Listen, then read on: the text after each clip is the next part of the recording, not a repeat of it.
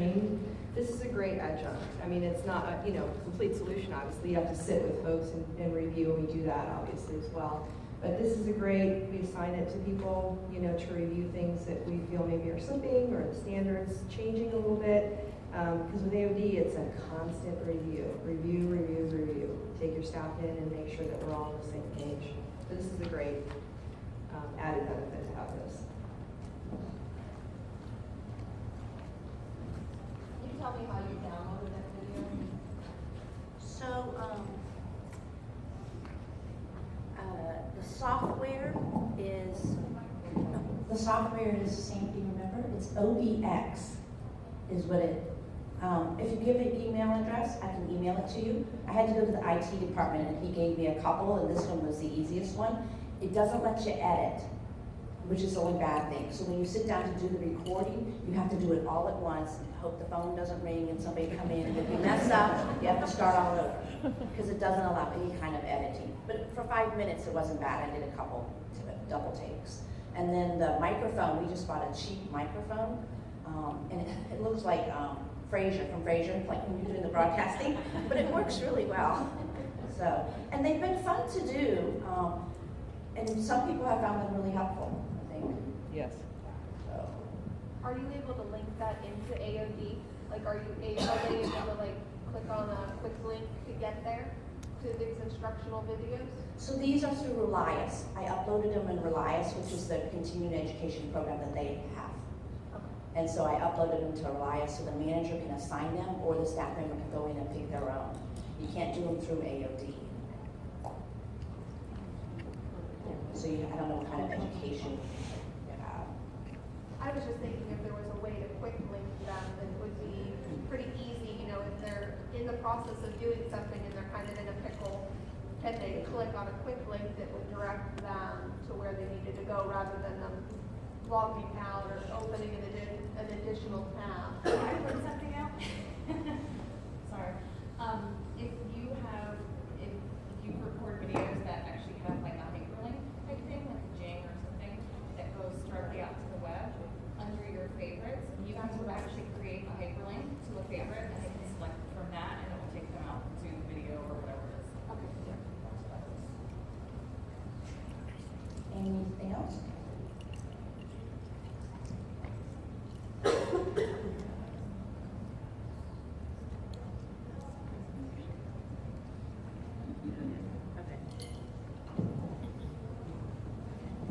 So then some enhancement that we've done since the go live is that we want to first make sure that everybody is using AOD and is confident about it, using it consistently. And then we started going and looking for things that we could do better. And one of the examples was the diet communication. The dietitians were saying how they really would like to have some kind of form of communication when diet needs changed. So what we did is we made a communication form, a diet communication form, and then you could create an alert for that.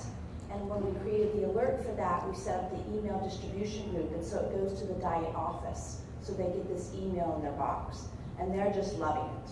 They think it's the best communication. It's also, the physical therapists have been using the messaging part of the alerts to send messages to the CNA group or the nurse group to say that this part has changed on their therapy. Now they can walk with this, or we need to make sure you do this for their care.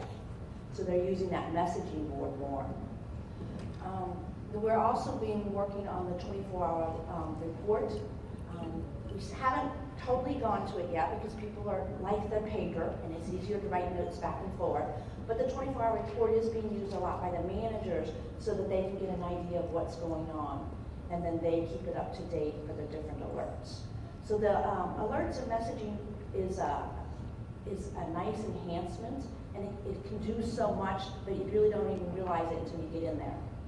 The emailing stuff is really nice. We have the assisted living manager wants to email anytime there's no bowel movements for 9 shifts, so she gets this email in her inbox. And that part is really easy to set up.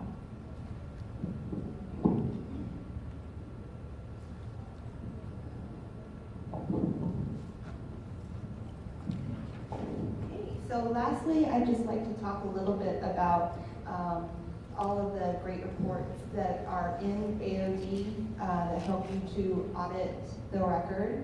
I'm not going into anything too fancy here. If you're using AOD, you probably already know about these. These are your bread and butter reports that everyone should know about, not just your managers. So the display missed meds and treatment report is a great way for checking for any blanks on your MAR and TAR, whether that's because you gave it, forgot to sign, or because you didn't realize that this was due. So, as a minimum, I ask the nurses to run this an hour before the end of their shift. You can set it to just tell you the medications that were due during this shift. You can put in time parameters. So if you start to run it towards the end of your shift, won't take too long. There shouldn't be a lot there. And then it's got quick links that you can just click on. It'll take you directly to the MAR or TAR for that missed med or treatment. As I mentioned before, the charting compliance review is all about checking to make sure the CNAs have finished their point of care touch charting. Again, this should be run an hour or two before the end of the shift, just to make sure the nurse has a chance to touch base with that CNA and make sure that they finish their charting before they leave. The print resident documentation is another great tool. It's good for checking to make sure that you've signed all of your ID notes, because it has an option to just print in progress notes only. Or if you just run it regularly, the in progress notes are highlighted yellow, so you can see at a glance anything that's not been finalized. It's also really helpful if you've been out for a week or even over a weekend, to just run that report and catch up on everything that's been going on while you've been away. The display unsigned nurse orders is really important because, as you probably all know, the orders don't show up on the MAR until they're signed off on by the nurse. So you definitely need to run this report just to check for anything that's been entered maybe by the physician. You didn't realize it needs to be reviewed and signed off so that it gets to the MAR. Also, your display new orders. I mentioned this earlier when we talked about the order standard, but the display new orders report is a really good way to check to make sure that the orders were input according to your standard, that they use the liberal med pastime that you wanted, that if it's a psychotropic, that they put in behavior monitoring as well, all that stuff. And then AOD does have the ability to create customized reports from touch charting. So you can create a report, just to monitor if there have been no BMs for the past 6 shifts. This is really helpful for the nurses, just to be able to track who needs, milk and magnesia today, that kind of thing. And there are a lot more reports, obviously, in AOD, but these are, again, like I said, the bread and butter, the ones you want to make sure everyone feels comfortable using and uses on a regular basis. So now we have, I think, a little bit of time for question and answer. Why did your CNA training take 2 hours? What was it that made it 2 hours long? I don't really think that we spent 2 hours on training, but we allotted 2 hours for training, and we were the first site to go live. So, part of that took, like I mentioned, the login issues that we had to resolve. But once they got in, are you live with? Yeah. Yeah. I mean, once they get in and start to get a feel for it, like I mentioned in the presentation, for us, I think we would have probably benefited from a real baseline computer literacy session for some of our CNAs, because many of them hadn't been exposed to, electronic clinical record charting. So you actually put them on like a training computer and had them do it that way rather than We using trained touch screens? We trained everybody. We set up a room for training, and we had 6 or 7 computers lined up, And we had everybody sit down on the computer, log in with their credentials, and then go through in the test company and actually train. Yeah, work on the system in the test company, so they got familiar with it. Yeah. Yes. Talking about the CNA training, is that with the point of care software? Is that what you mean? Yes. So the question is, with the CNA training, are we talking about point of care? Yes, it's point of care training, which I wish, the thing about, AOD charting for everyone else is a little more complex because the job is a little more complex. There's a lot more involved for nurses to chart in any system.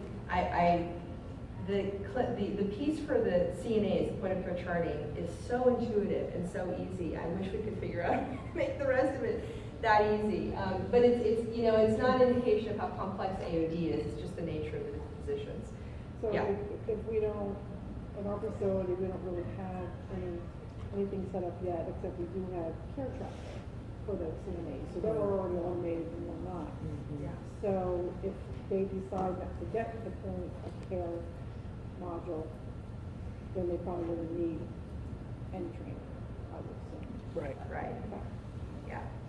The point of care piece is really great because it gives so much information to nursing. Nursing draws reports from point of care charting on a continual basis in terms of how a resident is progressing for their weekly charting, for their ID notes, for their summaries. Yeah, for MDS, it's tremendous. Right. So it's probably recommended that whoever makes that decision in our facility, that they would consider getting point of care. Because right now, we still have to print it. That makes it tough. It doesn't flow into our MDS. Right, yeah. That's one piece I think is stellar in AOD. Yeah. Anything else? Yes. For MDS documentation, did you scan a lot of extra forms in there, or did you just use AOD forms, for your documentation for your team visits and state? Like, where did you put your documentation when you went paperless? Yeah, we've created a lot of UDE in our forms. Okay. So, the gradient has got its own link from the Smart Chart, but we have pain assessments, and all of that is all So you in just all risk scan them right assessment. into So the it's not program? exactly a scan process, because you want it to be able to interact with rather than just see it and print it. So we do have to create the form, which is a pretty technical process. Cathy's really good at it. How long would you say it takes you to create a form? If it's a one-page form, in the beginning, it takes a little while, maybe 2 hours, 3 hours. But then nowadays they have the fancy stuff, you can make it colorful and for bold, and so you can make things stand out. It's not a complicated process, but you do have to, it took Sherri 8 hours to teach me. So, you do have to learn. It's not So totally. there's training with that? too? Yeah, it's not With intuitive to everything. do it, but once you've learned it, it goes by pretty fast. Okay, thank you. To some degree, we also use doc codes in ID notes. So we create a template there as well, depending on the use and the need. Yeah.